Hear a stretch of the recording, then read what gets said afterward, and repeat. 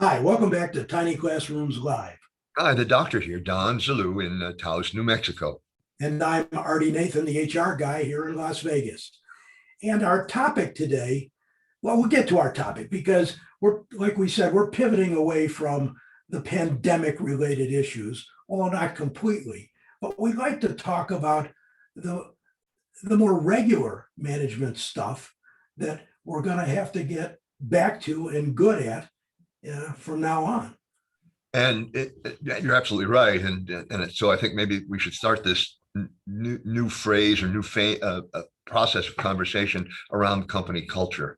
Through the pandemic, company cultures, family cultures, individual senses of their own personal culture has been traumatized.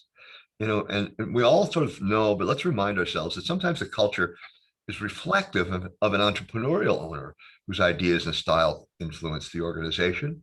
Other times it's the result of a focused approach to employee recruitment and training and communication and recognition. Yeah, yeah. The cult-like culture, we think of charismatic owners like Walt Disney and Sam Walton, and Steve Jobs and Elon Musk, very strong personalities, and people relate to the company and the values based on those individuals. And the second is a result of a real result-focused strategy. Back when we were growing up, Don, GE and IBM and United Technologies, they worked hard to instill ideas and values and beliefs in their companies, and they set the model for others. Today include Apple, Amazon, Google, Berkshire Hathaway, and Tesla, among others. And these fellows, or this approach, it commands the loyalty of employees and customers, not to mention the shareholders. Can't forget the shareholders. And so what it boils down to is that employee satisfaction, once again, we'll say it again, drives customer satisfaction, which drives profitability. And it's really important that company leaders and boards really get that in their minds, and so that it can be instilled in the culture of the organization. And if you think of it in terms of this pandemic, I mean, when people have been laid off for almost a year, they've got to come back to something strong that they can believe in, that they can watch and model themselves after. And that's why culture is so important. And it's hard to describe.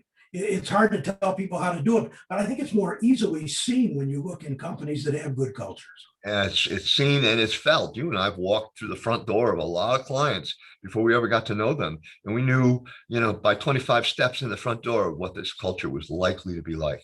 You could feel it. You could see it in the behavior of the employees. You could see it even in the faces of the customers. If it was a casino, for example, Yeah. You would see it that there's a great alignment with the company's mission, vision, and values. And people are actually living the values because they're so embedded in everything that they think and do.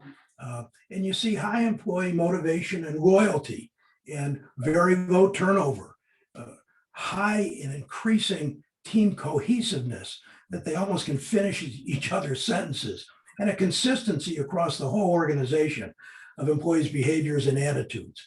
And lastly, like we said, this all leads to high employee and customer satisfaction. So what do you like to say, Artie? Oh, let me think. Oh yeah, hire for attitude, because you can train for just about everything else, And once you have this kind of a culture in your company, people take to what you're training them because it's so pervasive, it's everywhere, and they want to be like the models that they see all around the organization. That's exactly right. So remember, you're in business for results, for effectiveness. And so that means hire the right people, train them well, treat them with emotional intelligence and empathy, clarity of the mission and vision and where they're headed and what their role in it is. And all of a sudden, you've got a pretty good culture, don't you? Yes, you do. And that's it for today's discussion, but we're going to probably continue this theme now and into the future. Thanks for joining us today, and we'll see you the next time. Thank you very much. We'll see you soon.